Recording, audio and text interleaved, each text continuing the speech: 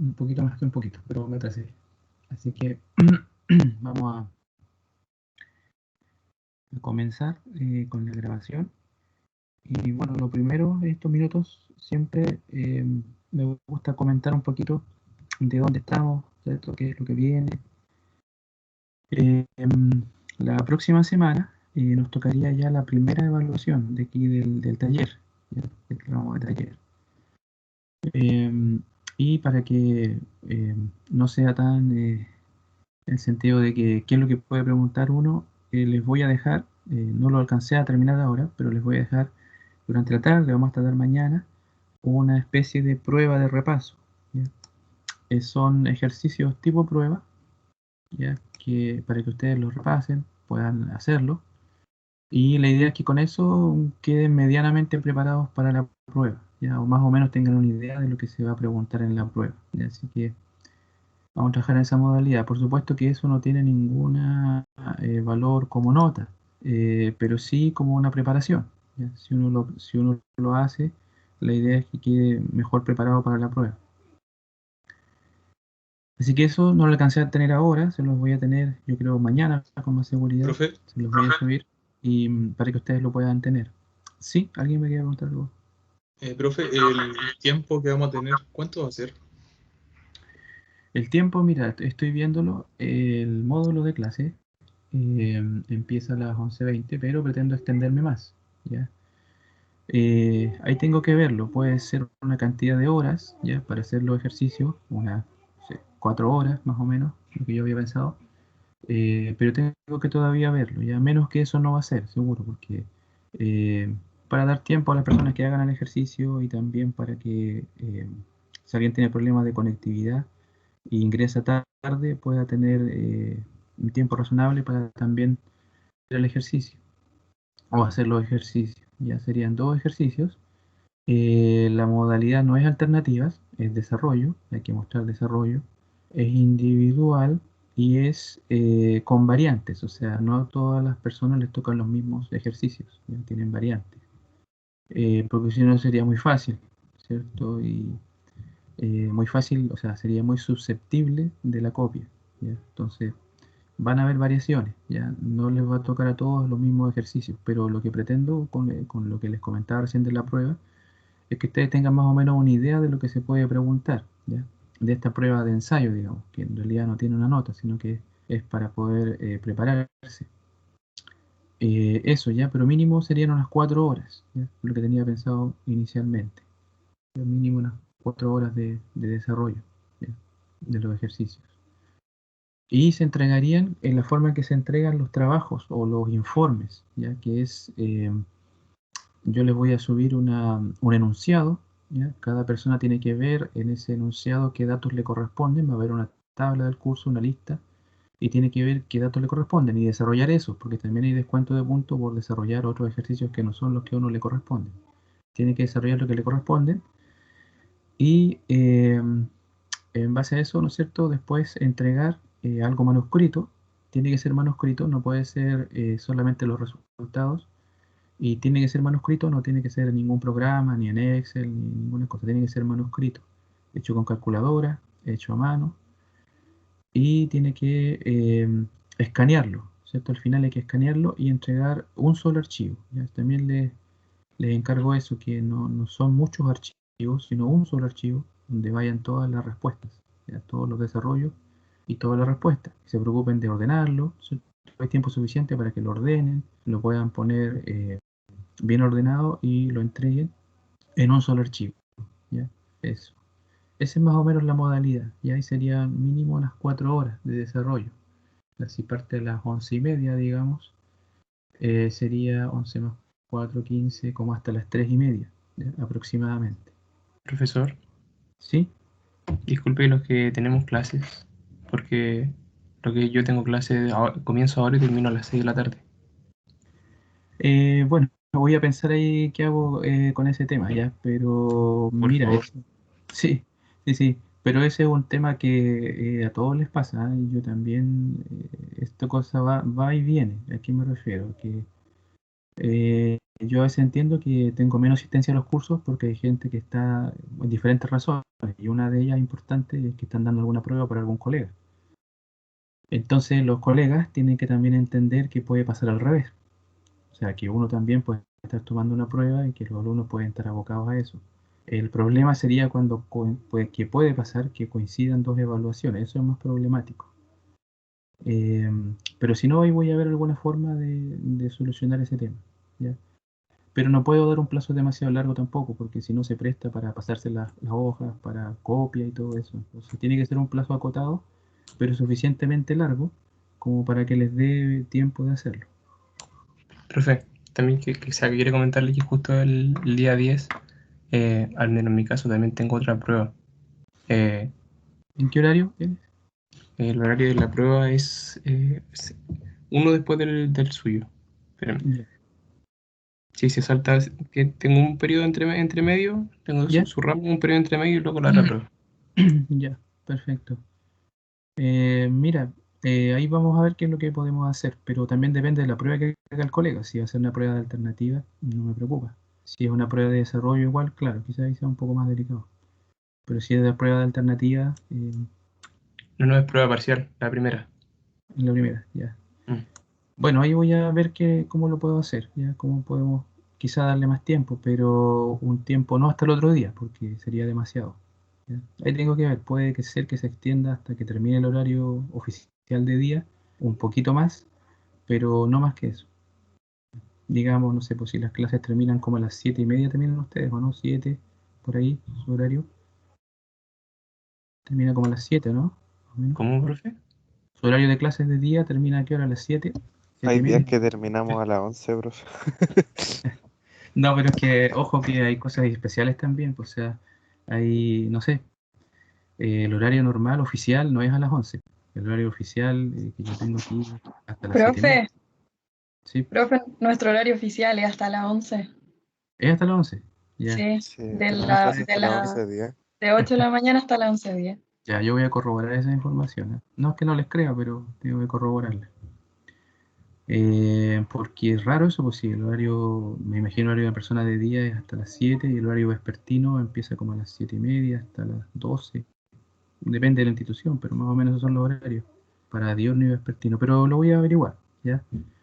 En todo caso, como les digo, no para el otro día, porque se presta mucho para copia y todo eso. Entonces siempre va a haber algo que va a topar y algo que va, y no se pueden tener todas las garantías. Vamos a lograr algo que intermedio, que no va a dejar a todos satisfechos, pero que por lo menos les va a dar un poco más de garantía. A eso les digo, porque no puedo extenderme hasta el otro día. No. Porque ustedes me dicen eso, pero después llegado a la hora que hubo, la gente falta a las otras clases. Sí, yo lo veo. Y también faltan a la mía cuando tienen otra, y yo entiendo eso. El tema son algunos profesores que no entienden que el otro profesor también puede hacer pruebas y puede que falten a su clase. Entonces, ahí hay que ver, vamos a buscar una solución intermedia. Voy a averiguar cómo puedo hacerlo ya, pero no va a quedar para el otro día. Ya va a tener cierta hora de término, cierta hora de cierre.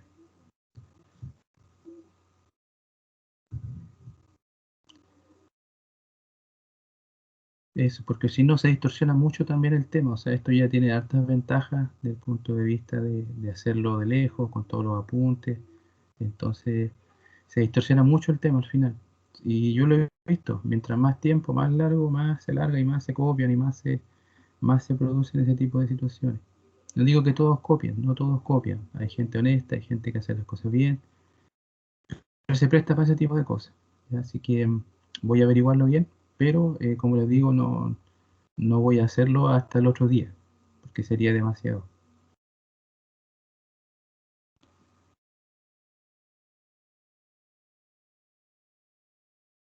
Y no lo voy a hacer de alternativas porque también se distorsiona el sentido del curso al hacerlo con alternativas.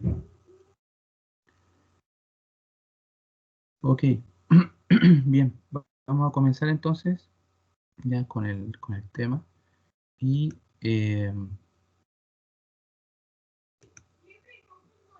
voy a compartir el apunte, ¿ya? Para que ustedes puedan visualizar. Esperen un poquito.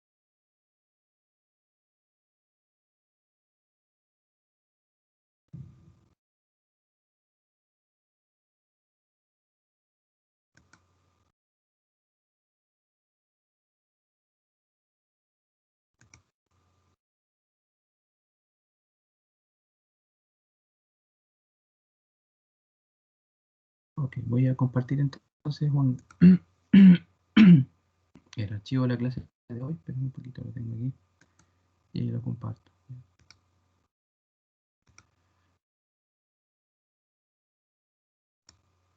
Lo que quería un poco decirles no es que yo esté en contra de darles oportunidades o que la gente tenga tiempo para hacer las cosas. El tema es que en esta modalidad, lamentablemente, y yo entiendo que hay gente que hace las cosas bien y gente que hace las cosas mal, pero se presta mucho para ese tipo de cosas. Entonces, alargar demasiado el tiempo hace que obviamente que todo se cocine, todo llegue cocinado. Entonces, no es la idea. La idea es dar un tiempo razonable para que una persona que demorándose lo que corresponde lo haga y, y pueda desarrollar, ¿ya? Entonces, vamos a buscar yo creo una solución intermedia, ¿ya? Sí, por eso les digo que no esperen que sea todo así, porque si no se distorsiona mucho, ¿ya? Y se los digo también para que tomen conciencia de que es a beneficio de ustedes, no es a beneficio mío, ¿ya? Eh, es a beneficio de ustedes si se distorsiona la cosa y si la cosa es pura chacra, qué tipo de profesionales se forman también. Entonces, un poco eso también hay que tenerlo en cuenta, ¿ya? Ok, voy entonces, estoy compartiendo aquí un archivo, no sé si lo pueden visualizar, un archivo de PDF. Sí, profe, sí se ve. Sí, profe, se ve. Ok, entonces en esta clase vamos a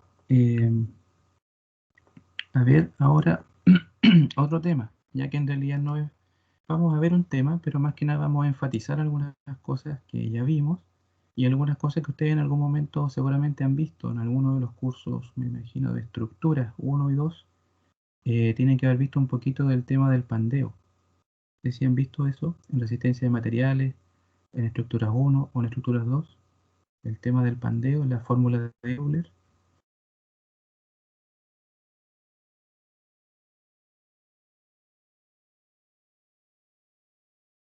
En estructura 1 me imagino ven temas de estructuras isostáticas, ¿ya? Y en estructuras 2 al parecer estructuras de hiperestáticas, con los métodos de análisis correspondientes. Entonces en algún punto deberían haber visto el tema del pandeo, y si no vamos a repasar aquí un poquito, porque esto es como, digamos, repaso para empezar después más adelante a ver temas de compresión, ¿ya? El tema de compresión en columnas de acero. Así que este ejercicio va a servir de repaso un poco de la teoría y para recordar ese tema, ¿ya? El tema del pandeo. Ya no voy a agregar cosas que son del curso, sino que más bien voy a recordar temas que debieran haberse visto en ese tipo de ramos, excepto en resistencia o en estructuras 1 o 2, tema del pandeo.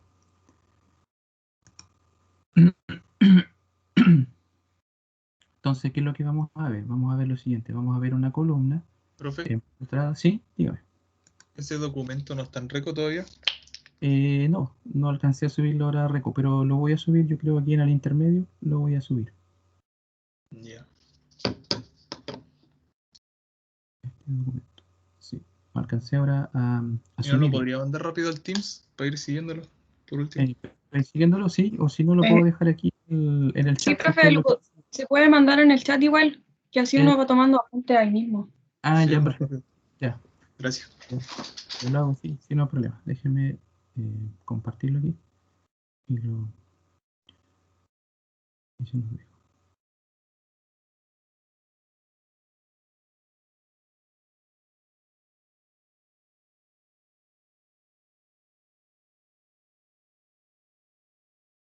Mi computador está un poquito lento, pero si lo apuro es peor, así que tengo que tenerle paciencia.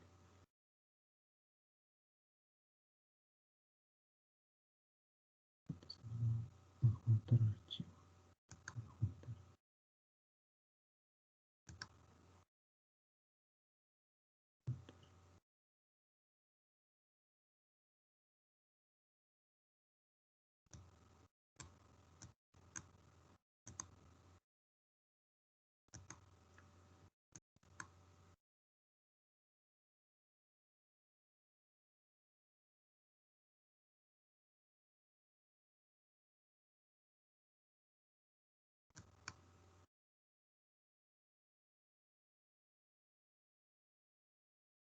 Ahí se están viendo, espero que funcione.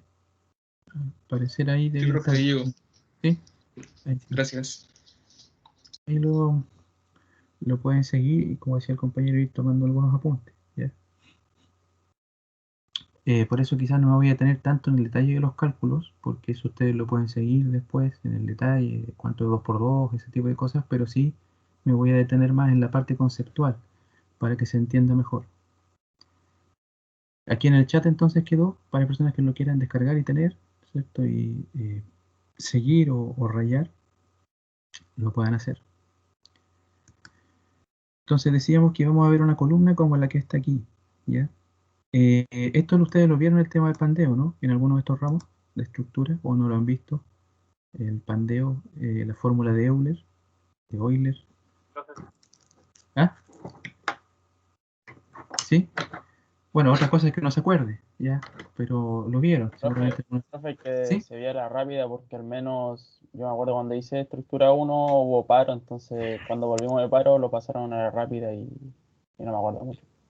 Ya, bueno, lo vamos a recordar entonces. No es tan difícil, pero lo vamos a ir recordando. El tema del pandeo.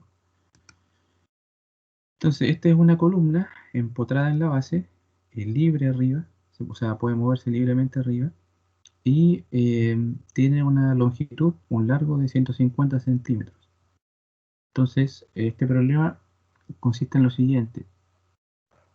El perfil, hay que estudiar esta columna con 3 configuraciones de perfiles. Un perfil sería el perfil L, tal como está aquí. Otra configuración sería 2 perfiles iguales a este, colocados de esta manera, con una separación de 0,8 centímetros. Y otra configuración que se llama XL, que es colocar un ángulo de esta manera y el otro así. Ya son 2 ángulos también, pero colocados en esta configuración, ya que también dejan un espacio entre medio. ¿Ya?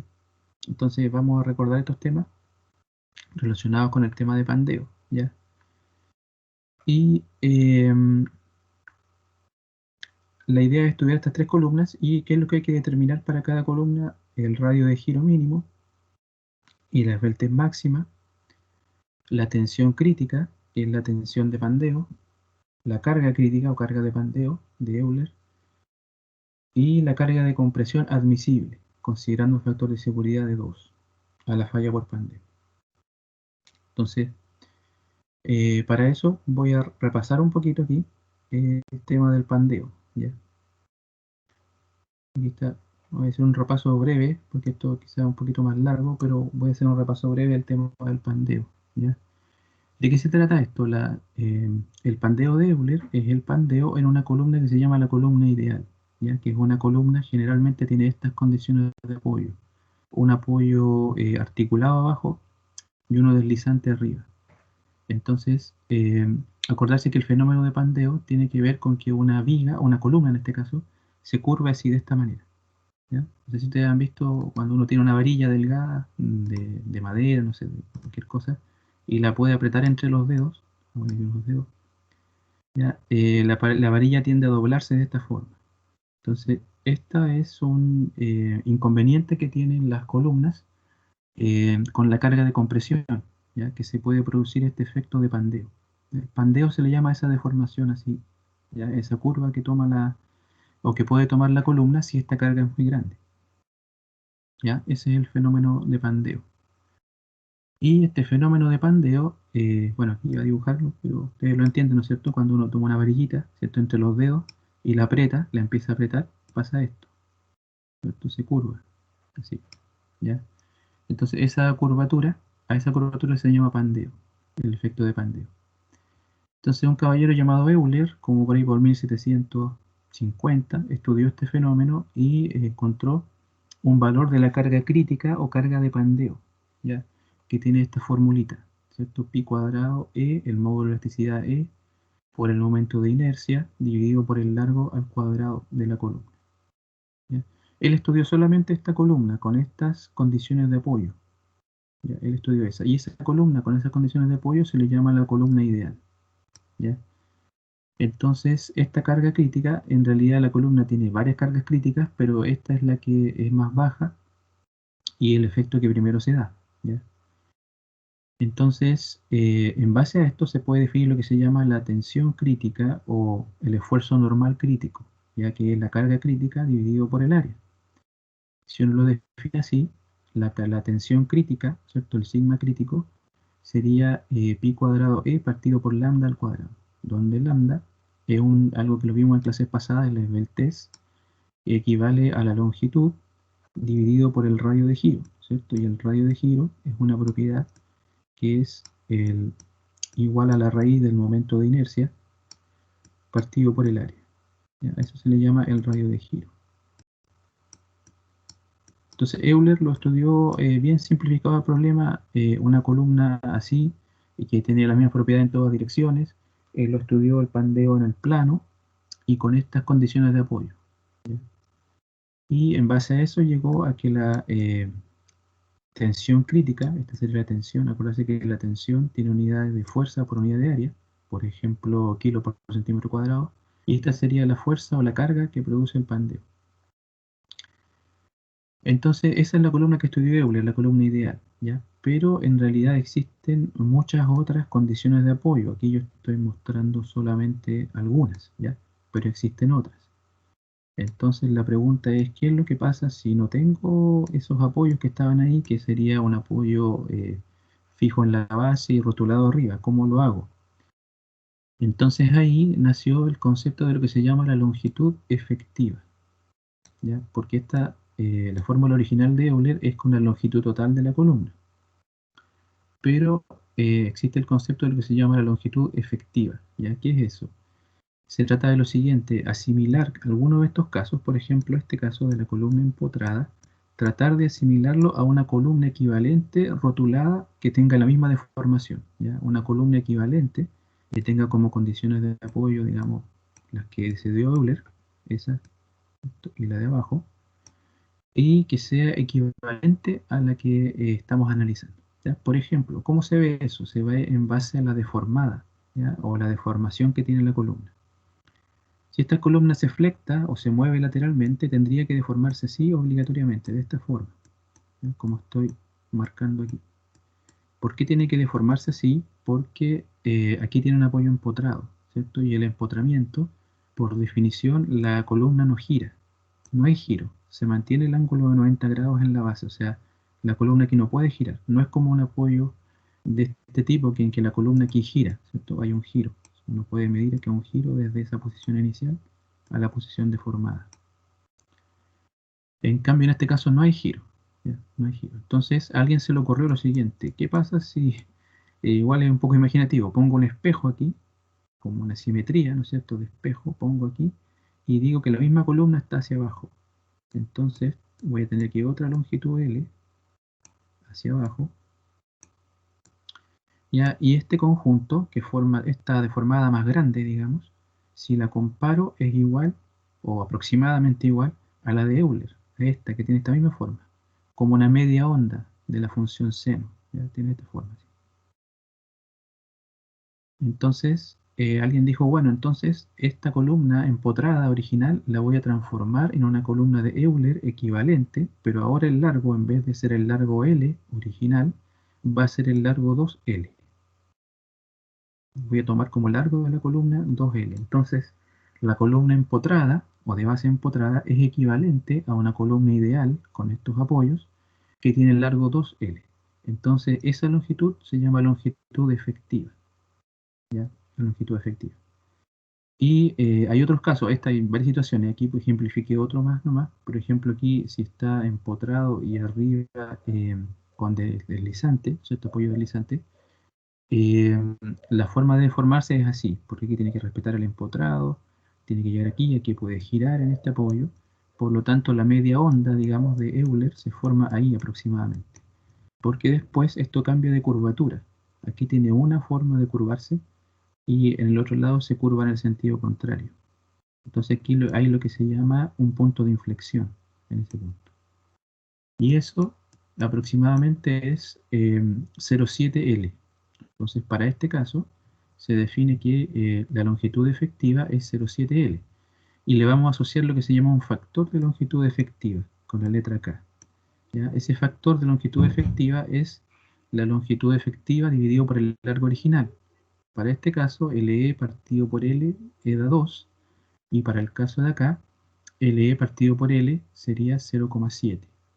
Y así, hay varios casos con diferentes condiciones de apoyo, ¿ya? También hay casos más complejos de marcos con vigas y columnas. Pero la idea es tomar esa idea original. No sé si con esto se acordaron un poquito del tema de Euler, ¿sí? Del pandeo de Euler.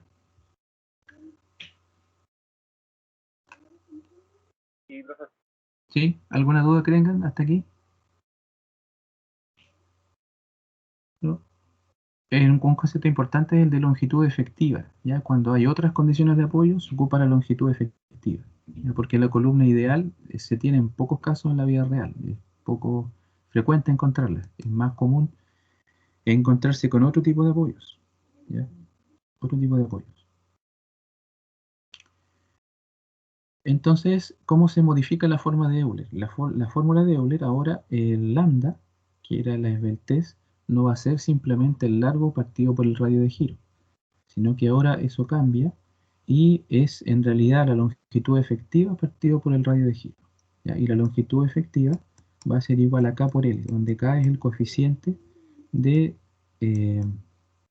¿cierto? K es el coeficiente de longitud efectiva que vale LE, longitud efectiva partido por L. ¿Ya? El factor K es adimensional, ¿ya? Porque es así. Entonces esta es la expresión general de la esbeltez ahora. Esto cambia porque las condiciones de apoyo pueden cambiar, entonces cambia de esta manera, un factor K de longitud efectiva por longitud partido por el radio de giro. Entonces vamos a ver un poquito más adelante que distintas secciones, ¿ya? En acero hay distintas secciones, ¿ya? Digamos que, por ejemplo, la más común es la doble T, en esta forma, ¿sí? Pero hay varias, ¿no es cierto? Hay perfiles cajón, así cerrados, perfiles de acero me estoy refiriendo. Hay perfiles ángulo, como los que vamos a ver aquí en el ejemplo. Perfiles canal, etc. Hay muchos tipos de perfiles. Entonces, ¿qué es lo que pasa en general? Que la fórmula dice que es dividido por el radio de giro. ¿Qué es lo que pasa cuando tengo momentos de inercia distintos? ¿Ya? ¿A qué me refiero? Por ejemplo, aquí en esta sección que es simétrica, si yo le llamo a este el eje X, ¿cierto? Y acá otro eje que también pasa por el centro, al eje Y, esos ejes tienen distintos momentos de inercia diferentes. Entonces, cuando tenga esta situación, no voy a tener un solo radio de giro, voy a tener dos radios de giro, porque va a haber un radio de giro en X, que es igual a la raíz ahora de la inercia en X, dividido por el área, y otro radio de giro, que le vamos a llamar RI, que es la raíz de la inercia en Y partido por el área. Entonces la pregunta es, ¿qué radio de giro debería ocupar para hacer el análisis del pandeo de Euler? Entonces ahí hay que pensar un poquito, ¿ya? Generalmente para lograr una carga de pandeo, si miramos aquí, en esta formulita, el lambda está en el denominador. O sea que mientras más grande es lambda, la tensión crítica es menor, ¿ya? Por lo tanto, ese es el caso más desfavorable. Entonces tengo que buscar cómo la esbeltez es mayor en estos casos. Entonces para tener la esbeltez mayor, a su vez como la esbeltez depende del radio de giro en el denominador, tengo que buscar el radio de giro mínimo, ¿ya? Y el radio de giro mínimo está asociado con el momento de inercia mínimo. Con la inercia mínima, ¿ya? Por esto que está aquí. Inercia mínima.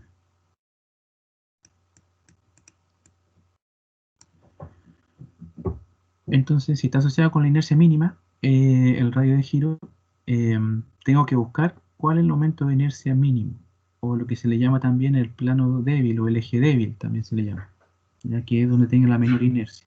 Ya eso lo vamos a ir discutiendo después en el ejemplo, ¿ya? Por ejemplo, aquí en el caso de la doble T, tiene menor momento de inercia en el eje Y. ¿Ya? Si ustedes ven una tabla de perfiles, se van a dar cuenta que en el eje Y tiene menor momento de inercia, o sea que es más desfavorable a igual longitud, es más desfavorable el radio de giro en el eje Y. ¿Ya? Ese es un tema, ¿no es cierto?, que las columnas reales no siempre tienen el mismo momento de inercia en todas direcciones, como supuso Euler, sino que tienen distintos momentos de inercia. Entonces uno tiene que buscar cuál es el momento de inercia mínimo y el radio de giro mínimo, ¿ya? Porque en ese plano se va a dar el pandeo, ¿ya? O respecto a esos ejes se va a dar el pandeo. Esta es la fórmula de Euler, ya aquí aparece de esta manera, ¿ya? Y aquí está graficada la fórmula de Euler, el sigma crítico, con la esbeltez, ¿ya? Contra la esbeltez. Entonces, ¿qué es lo que pasa en la práctica? Si uno hace ensayos en laboratorio, estas columnas las somete a pandeo, ¿qué resultados dan los ensayos? Si se parecen o no a la fórmula de Euler. Entonces, ¿qué es lo que se ha visto en los ensayos? Que cuando la esbeltez es mayor que 130, la fórmula de Euler da un buen ajuste con los resultados experimentales. Pero si la esbeltez es mayor a 130, o menor a 130, mejor dicho, ahí no, porque ¿qué es lo que pasa? Que la fórmula de Euler me da unas tensiones críticas demasiado grandes, que se van por encima de la tensión de fluencia del acero, ¿ya? Eso ustedes lo van a ver después en el tema de compresión. Yo aquí se los presento un poquito porque es bueno saber en qué rango tiene más validez la fórmula de Euler, que es aproximadamente una esbeltez 130 o mayor. Ahí la fórmula de Euler trabaja bien, pero cuando es una esbeltez menor, no. Porque uno de los supuestos que hizo Euler al deducir su fórmula es que el material se comporta en forma lineal y elástica. ¿Ya? Lineal y elástica, o sea, en el rango elástico. Entonces, ¿qué es lo que sucede? Cuando tengo una esbeltez menor a esta, el material ya no se comporta completamente lineal y elástico, sino que tiene un poquito de plastificación en algunos puntos. Entonces, por eso que la curva experimental ya no se parece a la fórmula de Euler para esos casos. ¿Cómo estamos hasta ahí? ¿Me siguen? Esto es teoría, pero creo que era importante repasarlo un poquito. ¿Hasta ahí me siguen? ¿En lo que estamos viendo hasta ahí? Sí, profe. ¿Sí? Sí, profe. Estas cosas, como les digo, Profesor, son, cuando sí, dígame. el test era menor a 130, ¿superaba la fluencia con lo que...? Sí, lo que pasa es que se da un fenómeno en que no fluye toda la sección, fluye un puntito, no toda la sección fluye, y otros puntos permanecen elásticos. Eso es lo que pasa. No sé si eso era tu consulta o era Sí, otra. profe, gracias. Eso es una fluencia, pero es puntual, ¿ya? Y mientras más baja el level test, ¿ya? Mientras más baja, la fluencia ya es en la mayor parte de la sección. Entonces, el límite que tiene esto siempre es la fluencia, aunque la fórmula de Euler dé valores más grandes con level test. Entonces esto ustedes lo van a profundizar en la teoría cuando vean el tema de compresión, ya que todavía no lo han visto y lo van a empezar a ver un poquito más adelante, ¿ya? Entonces, esto va a servir también de preparatoria para eso, ¿ya? Para que los conceptos queden un poquito más frescos. Entonces vamos a ver vamos ahora a volvernos al ejemplo que nos pedía lo siguiente, nos pedía, utilizando la fórmula de Euler, ¿cierto? Probar tres configuraciones, un ángulo en L simple, un ángulo en TL y otro en XL. Entonces aquí hay que recordar algunas cosas respecto a estas secciones, ¿ya? La sección ángulo es una sección que de partida no es simétrica, ¿ya? No es simétrica, digamos, en los ejes normales, ¿ya? Hay una propiedad de las secciones que es la siguiente, que si se encuentra un eje de simetría, si podemos encontrarle a la sección un eje de simetría, ese eje de simetría directamente es un eje donde el momento de inercia es máximo o es mínimo, ¿ya? Entonces, ¿qué es lo que pasa? Si la sección es como esta, que tiene los lados iguales, de hecho este era un 100-100, quiere decir que este lado tiene una dimensión de 100 milímetros, y el otro lado también, ¿cierto? Es un 100-100. Existe un plano de simetría en diagonal, que es el eje que aparece con la letra U, ¿ya? Esto lo tomé con la misma nomenclatura que aparece en tablas de perfiles, ¿ya? De algunos manuales, como el manual ICH, ¿ya? Para que se entienda bien la idea. Entonces, ¿qué pasa con el eje U? Es un eje de simetría diagonal. Si ustedes digamos, ponen un espejo en este eje, esta ala del ángulo se refleja exactamente en el otro lado. No sé si lo ven, que el eje UU es un eje de simetría. ¿Sí? Uno pone ahí un espejo, digamos, y se refleja al otro lado la parte de la mitad del perfil. ¿Ya? Entonces, este perfil tiene un eje de simetría, pero no son los ejes de simetría normales, digamos. Aquí me refiero con ejes normales, que generalmente nosotros analizamos los perfiles para estos ejes, para ejes rectos, no inclinados, sino ejes, por ejemplo, así, el eje X y el eje Y. Ese es el análisis que generalmente uno hace en los perfiles, ¿ya? ¿Y por qué lo hace? Porque generalmente alguno de estos ejes, por lo menos, tiene un eje, corresponde a un eje de simetría, ¿ya? Entonces, el perfil ángulo tiene esta particularidad, que ni el eje X ni el eje Y son simétricos, o sea, no hay simetría en esos ejes. En cambio, sí tiene simetría en este eje inclinado U, ya que si los lados son iguales, la inclinación de esto es de 45 grados. Es un eje inclinado a 45 grados.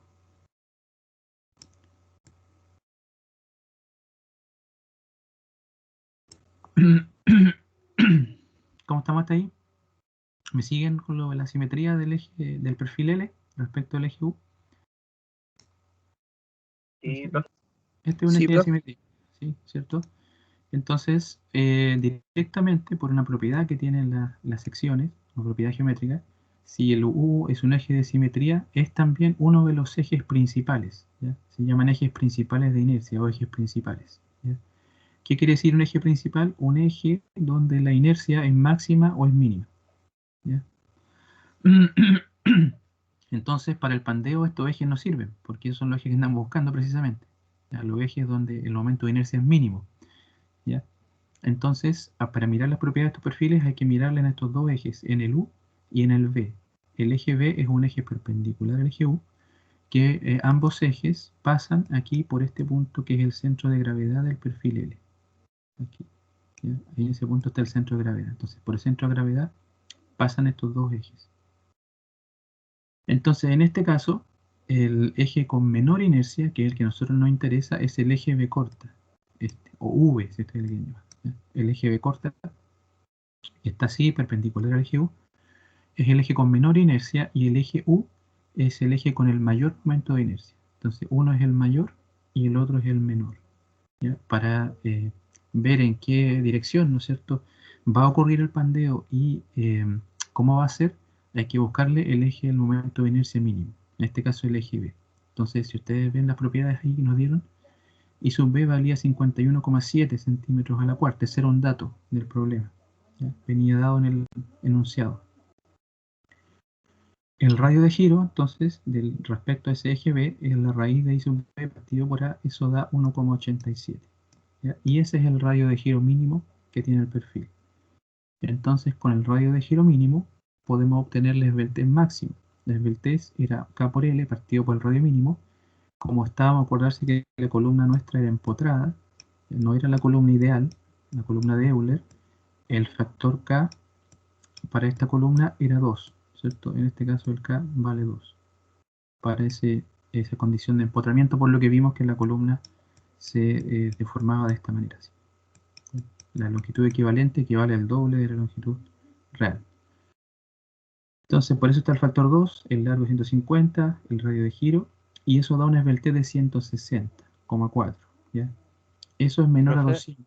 ¿Sí? Dígame. ¿puede repetir por qué elige un K igual a 2, por favor? ¿Sí? Mira, aquí, estoy repitiendo lo que vimos acá, mira. Sí, Este, sí me acuerdo de la... este era el caso, ¿no es cierto? ¿Sí? Entonces, ¿qué es lo que pasa? Aquí hay que buscar una columna de Euler equivalente, digamos, ¿ya? Y en ese caso, por la forma, lo que tienes que entender bien es cómo se deforma una columna empotrada y cómo se deforma una columna, digamos, simplemente apoyada. Entonces, esta columna empotrada se deforma así, ¿ya? Y aproximadamente eso es la mitad de la deformación de la columna completa, ¿ya? Si lo miras la forma que tiene la deformación. No sé si ves eso aquí.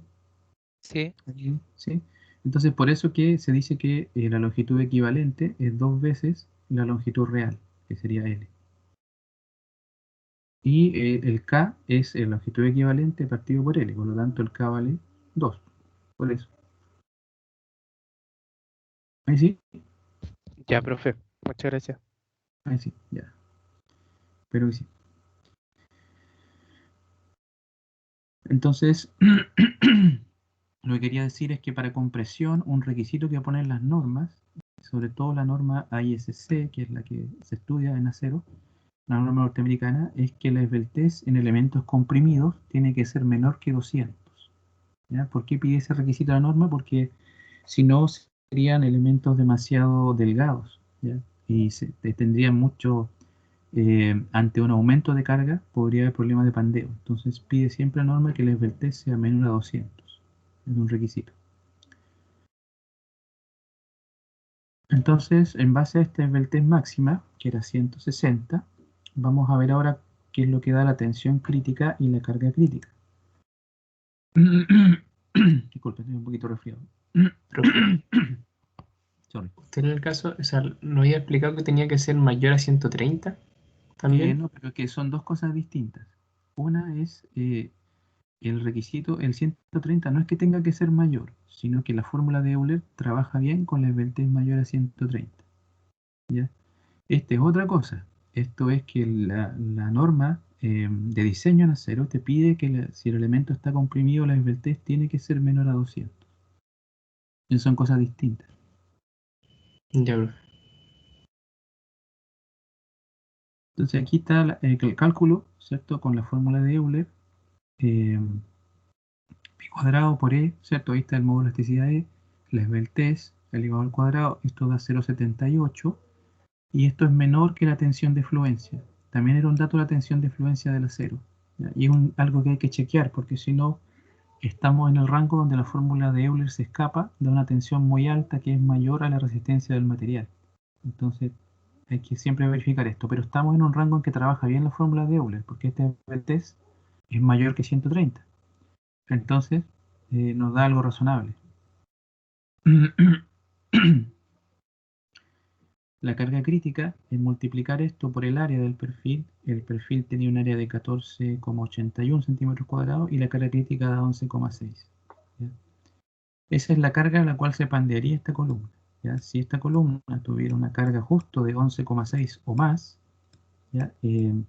Se pandearía, o sea, quedaría deformada hacia ese lado.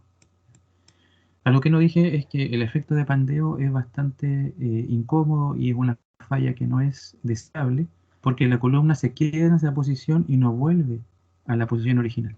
No es que esto se va a deformar y va a volver después como algo elástico a la posición original, sino que el pandeo produce que el elemento se quede así, ¿ya? Y por lo tanto afecta la estabilidad de la construcción, el pandeo. Entonces la pregunta es, si uno tuviera que hacer un diseño de esta columna, ¿ustedes la diseñarían para una carga de 11 toneladas o no? Una carga de 11,5 toneladas. ¿Qué pasa si en mis cálculos me da que la carga es 11,5 toneladas? ¿Estarían seguros con ese diseño? Sabiendo que la carga crítica es 11,6. No, profe. No, no es cierto, porque estaba muy cerca de la falla. Cualquier aumento de la carga puede producir la falla. Entonces ahí recordamos el concepto de factor de seguridad. Entonces la carga admisible va a ser tomar esto y dividirlo por un factor de seguridad. En este caso era 2. Por lo tanto nos quedamos con la mitad de la carga, ¿ya? Y lo que vamos a hacer por seguridad para el diseño es limitar la carga que esa columna pueda tener a un máximo de 5,8 toneladas. No al valor crítico porque estamos muy cerca de la falla. Entonces, con un factor de seguridad lo reducimos, ¿no es cierto? Y de esa manera llegamos a una carga con la que podemos trabajar. Entonces vamos a tolerar solamente que el elemento tome hasta 5,8 toneladas. Ese es el concepto de lo que es la carga admisible, ¿cierto? Esto de factores de seguridad ustedes también seguramente ya lo saben, pero ahí está ejemplificado, que uno no trabaja al límite, sino que toma ciertos factores, ¿ya? Esto está en el formato todavía de tensiones admisibles. Después, cuando ustedes lo vean con el profesor, lo van a ver esto adaptado, pero para el método LRFD. ¿Ya? Cuando vean el tema de compresión más en profundidad, digamos. Entonces esto era para el perfil L, solito aguantaba una carga de 5,8 toneladas y se pandea en un eje medio raro. O sea, raro decimos porque no es un eje así de estos ejes rectos, sino que el pandeo ocurre respecto a un eje como el eje B. ¿Ya? ¿Ya? Entonces eso es algo importante también, que la columna no se pandea en esos ejes más rectos, sino que en otro eje distinto, diferente. Vamos a ver ahora el perfil TL. ¿Ya? ¿Qué es lo que pasa si juntamos los dos ángulos de esos mismos, y dejamos unos 0,8 centímetros también de separación? ¿Ya? En la práctica, ¿cómo se hace eso? Estos perfiles, como les he explicado, creo que lo expliqué en otra clase, en la práctica esos perfiles o llevan unos separadores o una soldadura. O sea, están unidos, pero no en forma continua, sino que se puede usar soldadura o alguna planchita intermedia para irlos conectando. ¿Ya? Por ejemplo, si es con soldadura, podemos dejar una zona, ¿cierto?, para ir soldando cada cierta distancia. Y de esa manera se va uniendo los perfiles. ¿Ya? Entonces ahora vamos a ver qué es lo que pasa con este perfil, el TL. ¿Ya? El perfil TL. El perfil TL sería este. Y si le buscamos algún eje donde tenga simetría, ¿ya?, nos daríamos cuenta que el eje de simetría es el eje Y. ¿Ya? El eje Y, este eje que está marcado aquí vertical. ¿Por qué ese es de simetría? Porque acuérdense la simetría de espejo, que uno coloca un espejo ahí y se repite hacia el otro lado. Entonces esta es una disposición simétrica respecto al eje Y. Entonces, ¿qué significa eso? Que el eje Y es un eje principal, donde la inercia es máxima o mínima. ¿Ya? Ahí tenemos el eje Y, y el eje X, que es perpendicular a él, sería el otro eje complementario al eje Y. Entonces, en X y en Y van a estar, sabemos que por esa propiedad, en X y en Y van a estar los momentos de inercia máximos y mínimos. Entonces tenemos que buscar entre X e Y cuál es el momento de inercia mínimo, el más chiquitito, ¿ya?, para poder usarlo en los cálculos. Acordarse que el perfil se va a pandear siempre por el lado débil o donde tenga menor momento de inercia. ¿Ya? Entonces aquí está el cálculo de la propiedad en base a las propiedades de un solo perfil. ¿Ya? Aquí no me daban cuáles eran las propiedades del perfil TL, me daban las propiedades de un solo perfil L solo. ¿Ya? Acordarse que el otro es igual, es el mismo tipo de perfil. Entonces, ¿cómo lo hacemos? Si conocemos el área de un perfil, el área total sería el doble, porque son dos perfiles. El momento de inercia en X, ¿qué es lo que pasa en X? El momento de inercia global de la figura TL estaría en este puntito. No sé si ven aquí el lápiz moviéndose o no. Estoy marcando un punto aquí. Sí, profe, se ve. ¿Sí? Ese es el centro de gravedad de la figura completa. Pero ahora el centro de gravedad individual de cada perfil está marcado aquí en este. Ya, aquí y acá.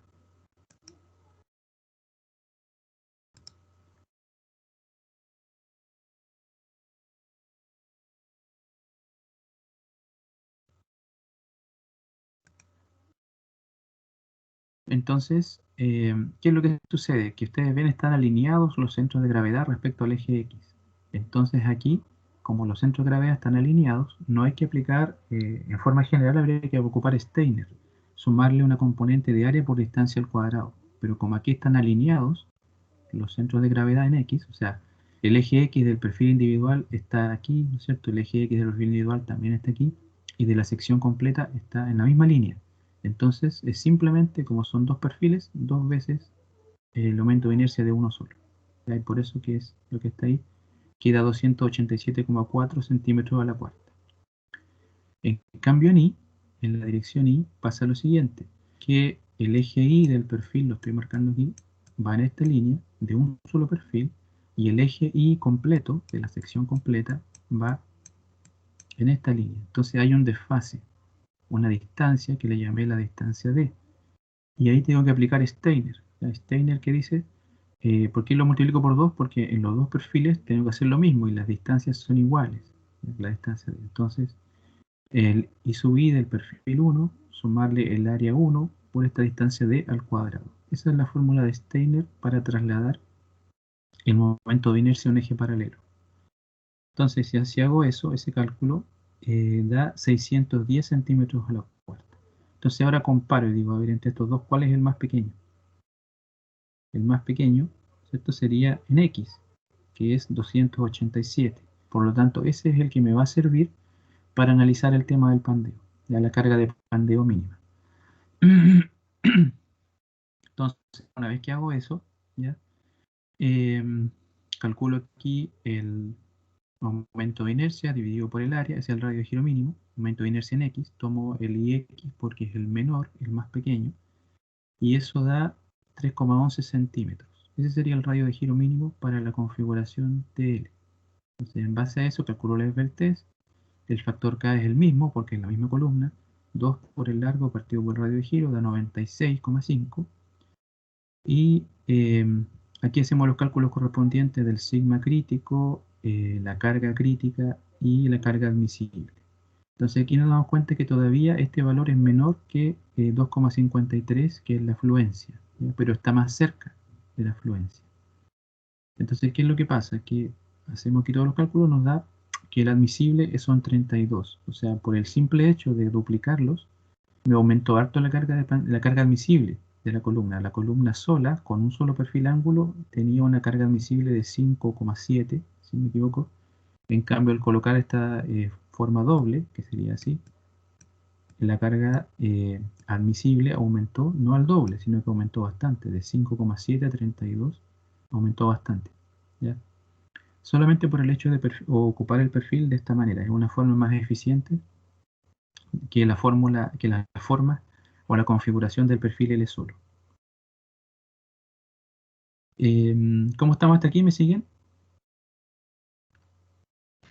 Sí, profe. Sí, profe. Okay. Entonces, eso es el tema del perfil TL, ¿ya? Profe, Sí, dígame. disculpe, o sea, no sé, no me quedó claro.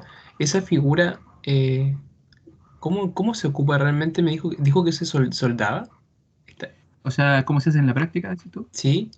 Sí, hay varias formas. Una es soldar, ¿ya? Cuando la separación no es mucha, se puede soldar. Aquí quizás la separación es un poquito grande. Una forma de soldar, se hacen unas soldaduras que no son continuas, sino que se llaman soldadura intermitente. Que tú vas soldando una parte, dejas un espacio sin soldar y después soldas otro y así, ¿ya? Y esto tiene dimensiones estandarizadas, por ejemplo, 20 centímetros y el espacio entre soldaduras 10. Eso es algo típico que se usa. Y cuando es con la placa al medio es... Con la placa en medio es con pernos, va pernado. Ah, ¿Ya? Le coloco una plaquita al medio, que no es de todo el largo, sino que también es un separador. No sé si han visto en madera se ocupan los tacos de madera para separar dos piezas de madera. Es algo parecido, es una idea parecida donde uno coloca aquí un perfil acá al medio para poder conectar las dos partes y lo aperna ahí. Pasa un perno entre las tres partes, ¿ya? Y eso se hace cada cierta distancia, no se hace a largo continuo. Entonces se puede hacer de las dos maneras, implementar de ambas formas. entonces este cálculo nos sirve para esas dos formas de... De perfiles, sí. Ya, profe. Gracias.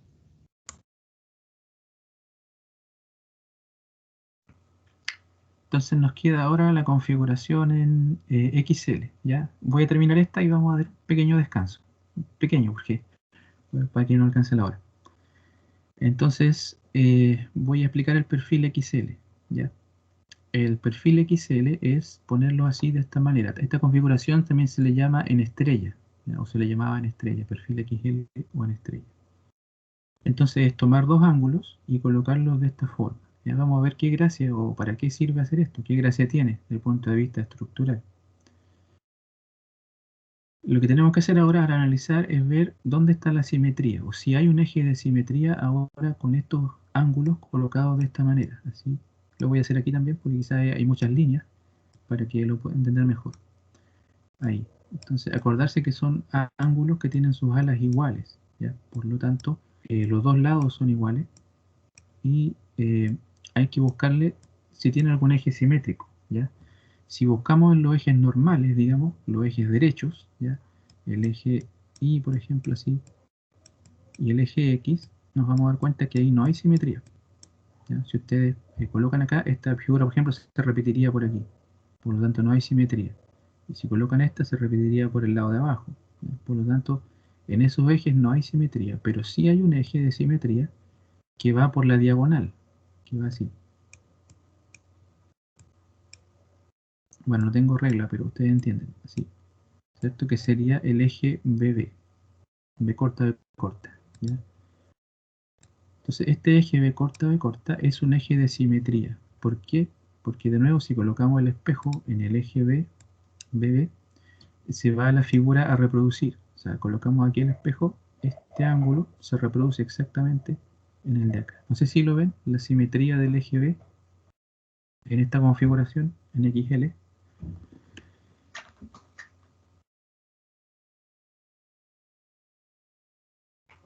Cuesta imaginárselo un poquito, ¿eh? Pero ahí lo vamos a...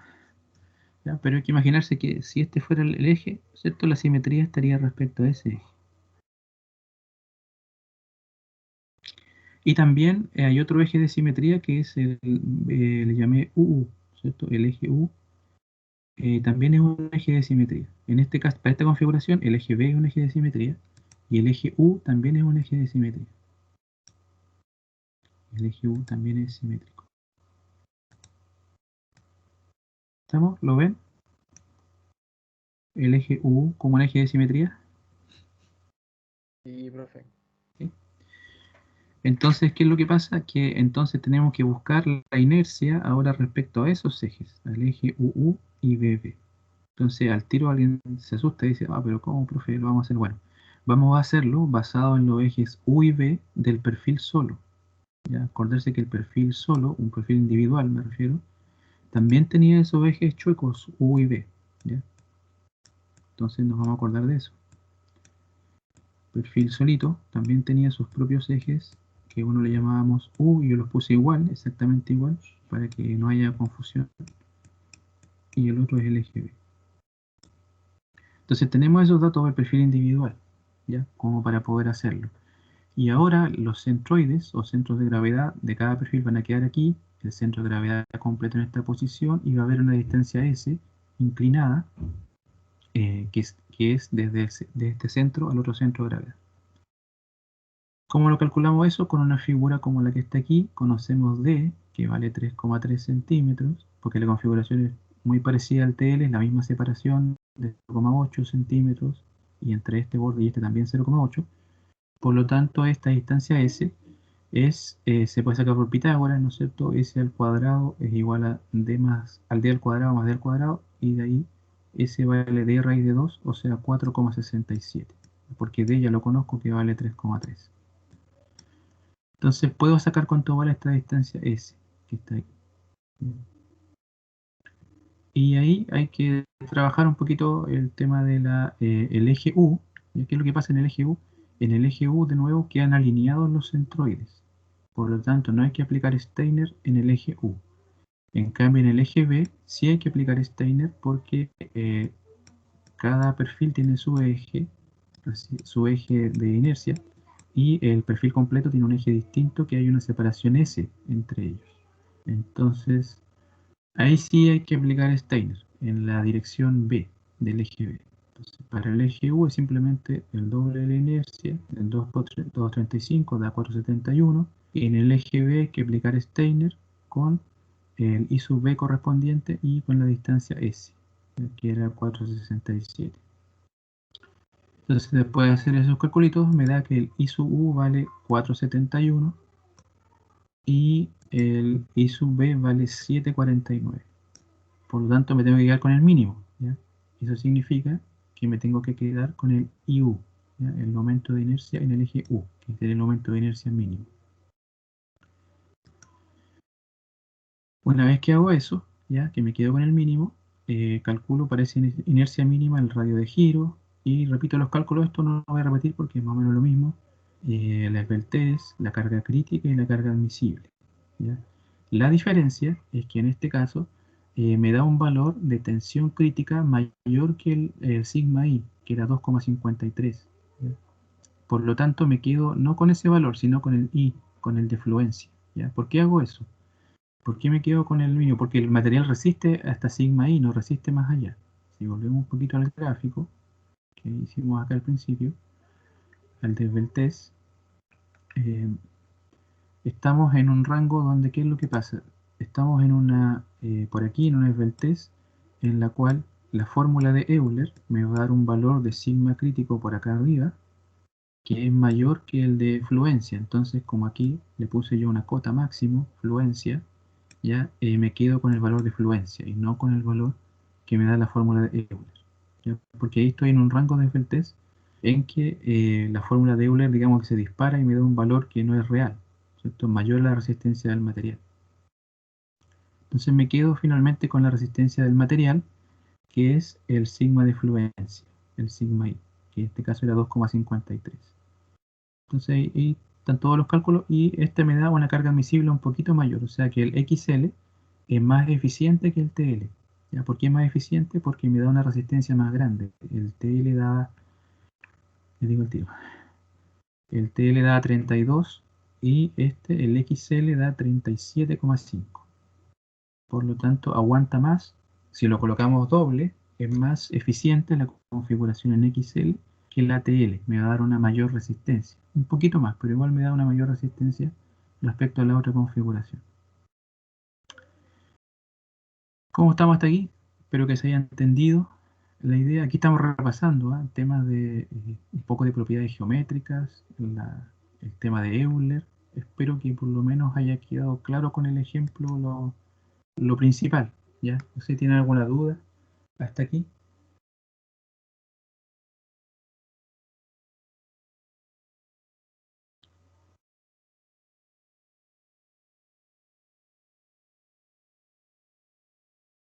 ¿No? Al parecer no. Vamos a dar unos 5 minutos. ¿Ya? Me demoré un poquito más y me voy a extender hasta la 1, pero no más allá. Así que son las 12:40, según mi reloj, hasta las 12:45. Vamos a dar un pequeño alto si alguien quiere refrescarse un poquito, pararse. ¿Ya? Y volvemos, sí, a las 12:45. ¿Vale? Profe, Dígame. para el control van a entrar ejercicios tipo como los que vimos esta clase. Un ejercicio va a ser parecido a los que vemos en esta clase, de compresión, más que nada del tema de Euler, la fórmula de Euler, ¿ya? El pandeo de Euler. Y otro probablemente sea, o sea, otro va a ser del tema de tracción, de lo que vimos de tracción. Ya, gracias. Uno de tracción y uno de compresión. Compresión, lo que hasta aquí hemos visto, obviamente que vamos a ver más cosas más adelante, pero esto es como lo que hay que saber del pandeo, que es importante entender esto para después entender mejor el diseño del elemento en compresión. Ok, entonces vamos a dejarlo hasta las 12:45 y ahí retomamos.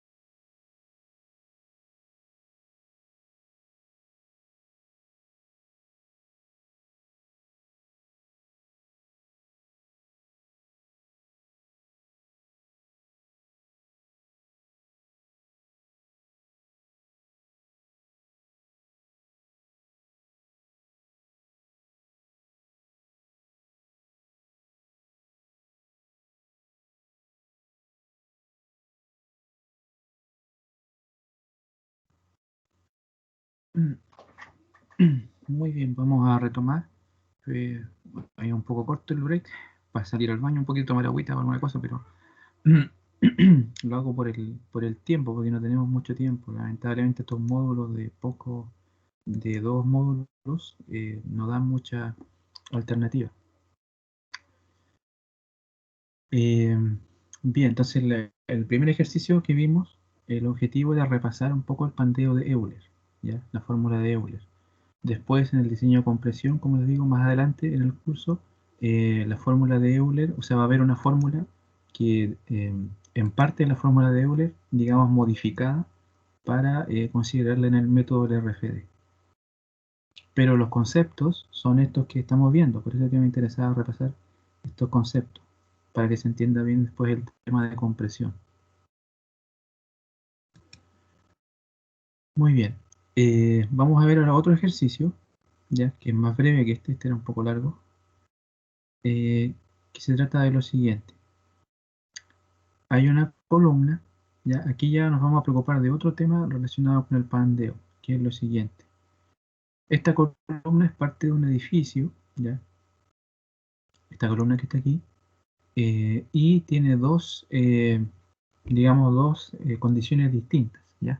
Aquí yo se las dibujé en 3D con el plano X y Z, ¿cierto? Donde X y son los ejes planos y el eje Z representa la altura, hacia arriba. Entonces la columna va a tener dos condiciones distintas, digamos 2K diferentes y dos longitudes diferentes, porque en el plano XZ, aquí lo vamos a dibujar el XZ, está fija solamente abajo y arriba, ¿ya? No tiene ninguna fijación lateral, ¿ya? Por lo tanto, digamos que si miro el eje XZ, esta columna se podría pandear de esta manera. Voy a dibujar aquí, aunque a veces el 3D es un poquito, engaña un poquito la visual, pero la columna se puede pandear en toda esta longitud, digamos los 800 centímetros que tiene, ¿ya? En el plano XZ, ¿ya? Puede ocurrir eso. ¿Estamos? En cambio, en el plano XY es distinto, es diferente, ¿ya? En el plano XY, ¿qué es lo que perdón, en el plano IZ. En el plano IZ estamos hablando de planos verticales, ¿ya? Porque la columna es una columna vertical.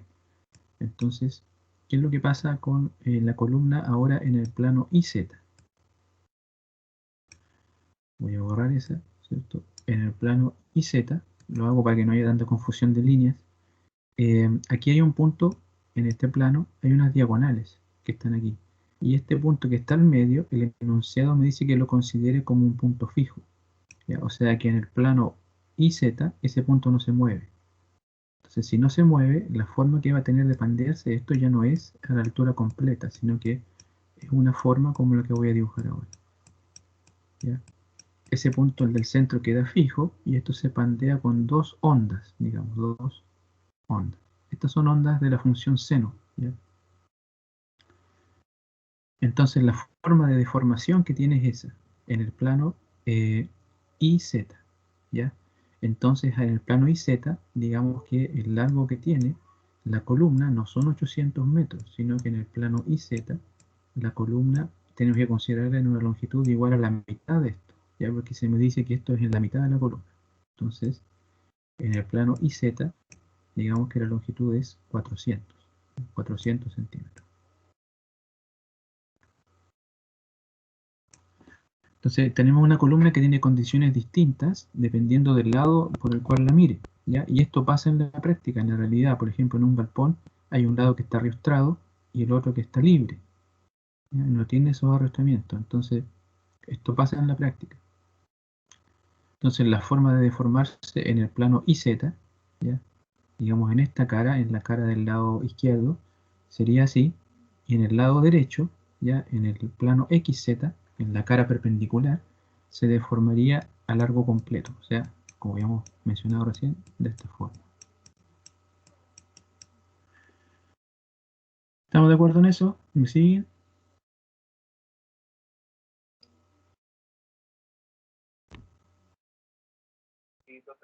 ¿Sí?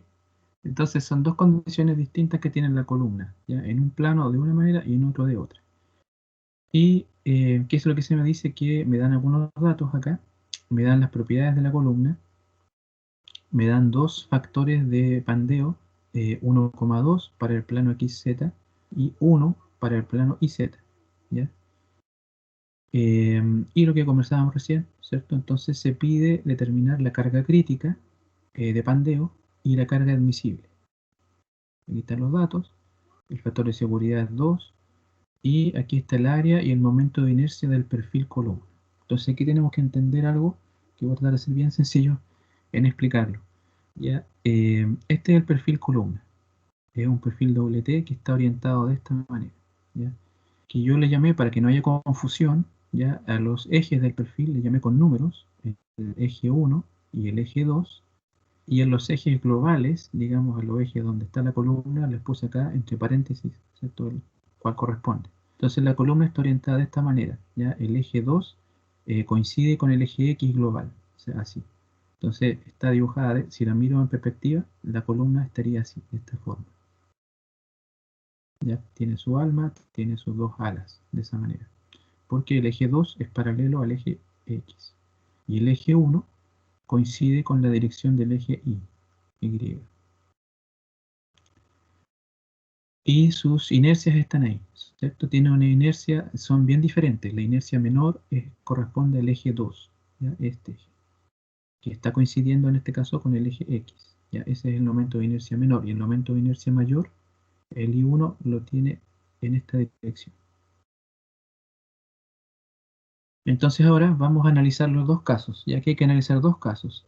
El caso 1 sería si el pandeo de la columna ocurre en el plano XZ, y el caso 2 es el caso en que el pandeo ocurra en el plano YZ, ¿ya? O sea, digamos en este lado de la columna o en el otro lado.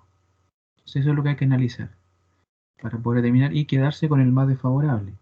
El más desfavorable es el que me va a dar la carga crítica menor, ¿ya? Porque me da menos resistencia. Por lo tanto, se va a pandear por el lado donde tiene menos resistencia, con la menor carga crítica. Entonces, bueno, lo mismo que le había comentado está aquí, ¿ya? Y aquí hay algo que hay que entenderlo bien, para que es en el fondo lo más quizás complejo de entender este tipo de ejercicios, es lo siguiente. Ya voy a tratar de ser bien claro en mostrarlo. Habíamos dicho, ¿no es cierto?, que el eje 2 coincidía con el eje X, ¿cierto? Y el eje 1 con el eje Y.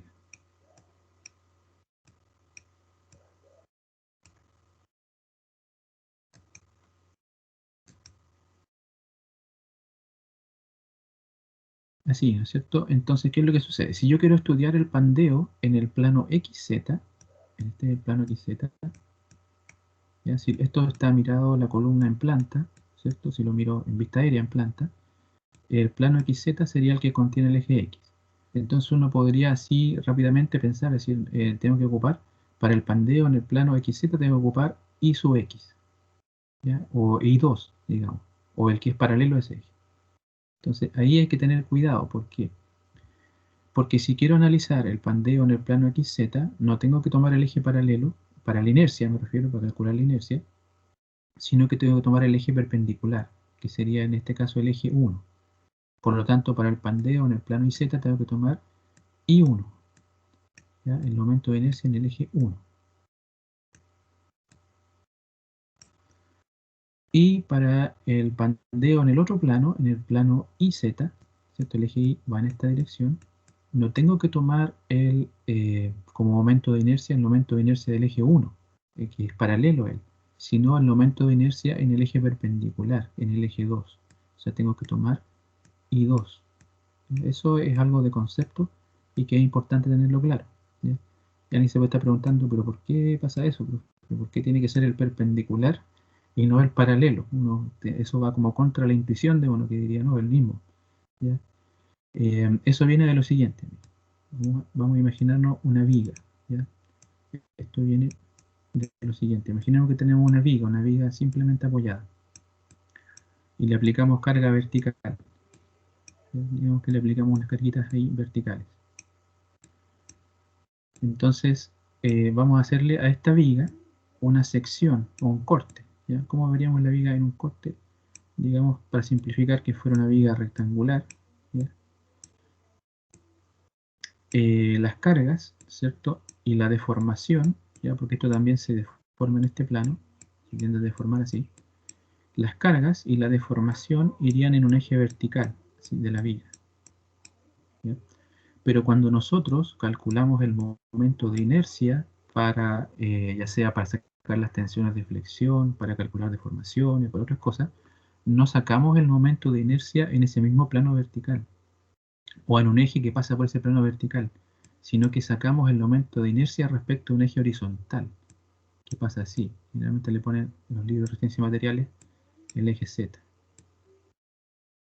Entonces, esto se deforma verticalmente, pero el momento de inercia que estoy considerando es el relacionado con el eje Z, no con este eje vertical. Entonces lo mismo pasa en estos casos, ¿ya? Viene del mismo efecto, ¿ya? ¿Y por qué pasa eso? Porque, bueno, el momento es un vector, eso lo saben ustedes de la física, el momento es un vector, ¿cierto? Generalmente el momento lo dibujamos así, de esa manera, como un giro, pero en realidad es un vector que sale del plano. Entonces, como sale del plano, está paralelo el vector momento a este eje, el eje Z, ¿ya? Entonces, bueno, eso lo traigo a colación para explicar un poquito por qué esto que no es muy intuitivo es así, ¿ya? Si estoy analizando, voy a repetir, el momento, el pandeo en el plano XZ, y este es X, ¿ya? No tengo que tomar el momento de inercia en el eje 2, que es el eje paralelo al eje X, sino en el eje 1, que es el eje perpendicular. Por eso es que para estudiar ese pandeo tomo I1. Si estoy estudiando el pandeo en el plano YZ, que sería este, ¿ya? No tengo que tomar el momento de inercia del eje 1, que es paralelo al eje Y, sino el momento de inercia en el eje 2, que es el momento de inercia perpendicular al eje que estoy analizando, ¿ya? Esto es lo más, digamos, difícil de entender del ejercicio. Hay que darle un par de vueltas, no es tan así directo, ¿ya? Pero espero que por lo menos haya quedado un poquito más claro con la explicación de la viga, ¿ya? Con esta explicación de la viga. No sé si con eso quedó un poquito más claro, ¿no? El tema de por qué tomó para X el eje I1 y para el pandeo en el plano YZ el momento de inercia del eje 2. Sí, profe. Ahora sí dibujo queda más claro. Ya. Hay que repasarlo, ¿ah? No se digiere a la primera, digamos, que es un tipo de cosas que hay que presentarse un poquito, pensarla, y ahí uno cae, pero hay que pensarlo un poquito, ¿ya? Entonces, ¿por qué esto es importante? Porque después tengo que sacar los radios de giro correspondientes. El 1 va a estar asociado al plano XZ, ¿cierto? Con el momento de inercia 1. El 2 con el momento de inercia 2 respecto al plano IZ, ¿ya? Que sería 3,8. Y tengo que después hacer estos calculitos de Peltez, ¿ya? Entonces no me puedo equivocar, por ejemplo, poniéndole el radio de giro equivocado acá, porque si no las de Peltez se me dan distintas, y ahí los coeficientes me dan diferentes. Entonces para el plano XZ, el enunciado decía que K valía 1,2, el largo es 800, acordarse que el pandeo en el plano XZ es el pandeo a todo lo largo, por lo tanto tiene 800, en cambio en el plano YZ es solamente 400, porque es en la mitad del largo, la mitad de la longitud. Entonces por eso aquí tomo 400, ¿ya? Ahí está explicado, porque la columna está fija en la mitad, ¿ya? Y los radios de giro son los que calculamos recién aquí, 8,7 y 3,8. Entonces con esas consideraciones me da el Peltez es de 110 y 105. Y me quedo con la mayor. Siempre acordarse que tengo que quedarme con la Peltez más grande para que sea el pandeo más crítico. Controlo la mayor la Peltez de 110,3. Por lo tanto, ¿qué quiere decir eso? Que la columna entre estas dos opciones va a elegir esta, la del pandeo en el plano XZ. ¿Ya? Esa va a ser la opción que va a elegir la columna, ¿ya? Se va a pandear antes por ese lado. Entonces, el sigma crítico lo sacamos con el lambda máximo, vale 1,82. Después los cálculos ya son más mecánicos porque es aplicar la fórmula, ¿ya? La carga crítica, multiplicarla por el área, vale 71. Y la carga admisible como el factor de seguridad es 2, dejamos la mitad y queda en 35,5. Esa sería la carga admisible o carga de diseño, 35,5 toneladas. ¿Ya? Y aquí está dibujado cómo realmente se pandea la columna. La columna se pandea en este plano, porque tiene la carga crítica menor en este plano. Para que se pandeara en el otro, la carga crítica es mayor. Entonces siempre se va a pandear por el lado más débil. El lado más débil sería en este caso el plano XZ. Sería el plano de pandeo.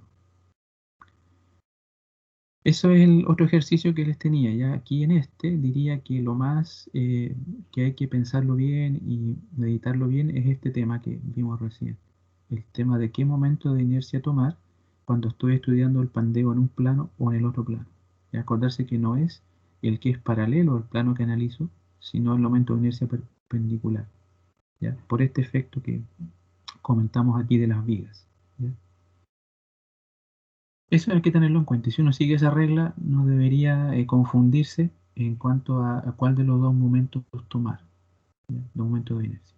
Entonces, la idea de esta clase era poner en perspectiva esto del pandeo, porque esto lo vamos a necesitar, estas nociones del pandeo de Euler, para cuando veamos más adelante temas más avanzados en compresión. Entonces hay que tener en cuenta, o hay que tener claro, este tema de las longitudes de pandeo en dos direcciones, el tema de qué momento de inercia tomar, ¿cierto? Cuál es el plano en el cual puede ocurrir el pandeo. Ese tipo de cosas hay que tenerlas claras, por eso que las traje a colación y van a seguir sirviendo más adelante en otros, cuando avancemos en temas de compresión, ¿ya? Así que por mí lo dejaría hasta aquí. Voy a averiguar el tema del horario para ver bien hasta cuándo puedo extender la prueba y les voy a avisar, les voy a mandar un comunicado. Y además, como les comenté, tengan un poquito de paciencia, yo creo que ya mañana les voy a subir dos ejercicios tipo prueba para que sea una prueba, ¿cómo le llaman? Una prueba formativa, ya que es una prueba que no tiene puntaje ni tiene ningún valor de nota, pero sirve para, si ustedes la ejercitan, para poder ejercitarse en ejercicios tipo prueba, ¿ya? Y también les entregaría bueno, la prueba sería el lunes. El día viernes, ¿ya? Les entregaría el resultado, ya, digamos, la solución, para que en este tiempo ustedes tengan plazo para pensarlo, estudiarlo, verlo. Yo les recomiendo que no esperen la solución, sino que traten de hacerlo por cuenta propia. Y que cuando ya lo tengan hecho, lo más posible hecho, ahí miren la solución. Porque de esa forma van a poder estudiar mejor, ¿ya? Y espero que la prueba, digamos, esta especie de prueba formativa, prueba de repaso, pueda serle útil para que también un poquito ustedes sepan a qué tenerse y no estén pensando en qué es lo que puede preguntar el profesor en la prueba. Tengan algún ejercicio más cercano a lo que se va a preguntar, ¿ya? Sí, eso no significa que tengo que preguntar exactamente, ¿ya? Pero más o menos de ese estilo, ¿ya? Eso es lo que quería que lo tengan. Y eso va a estar mañana, ya se lo voy a subir a la plataforma para que ustedes lo puedan hacer. Recomiendo estudio individual primero y después grupal, ¿ya? Para que ustedes entiendan bien lo que están haciendo. Acuérdense que la prueba es individual, entonces es importante el estudio individual, el llegar bien preparado, ¿ya? Y yo espero que la prueba pueda servir para eso. Y ahora depende de ustedes también, ¿ya? También para que baje un poquito la tensión y sepan más o menos de qué el estilo de la prueba, ¿ya? Que va a venir. No sé si tienen alguna otra consulta o duda, para que ya íbamos cerrando la clase, algún comentario, alguna inquietud que tengan.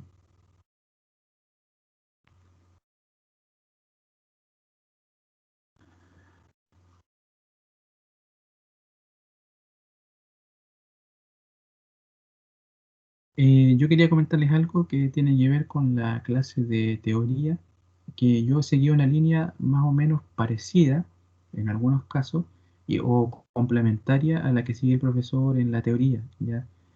No sigo exactamente lo que él sigue porque la idea mía, y lo conversamos con él, el ramo de taller es que sirva como todas estas cosas que vimos hoy día, ustedes tengan esa base, cosa que después cuando ya llegue la parte más duras, digamos, de la teoría y otra cosa más, se pueda entender mejor, ¿ya? Por eso es que no sigo al pie de la letra todo lo que el profesor sigue. Yo sé que él después no ha visto compresión, que él se dedicó a ver temas de conexiones, ¿no es cierto?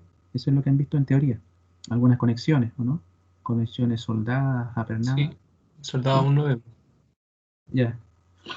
Entonces yo seguí una línea un poquito distinta, porque la idea es que esto que vimos hoy día, y que lo van a ejercitar en la prueba, espero debería servirles para que después cuando vean compresión, teoría con el profesor, estos conceptos ya los tengan más fresquitos.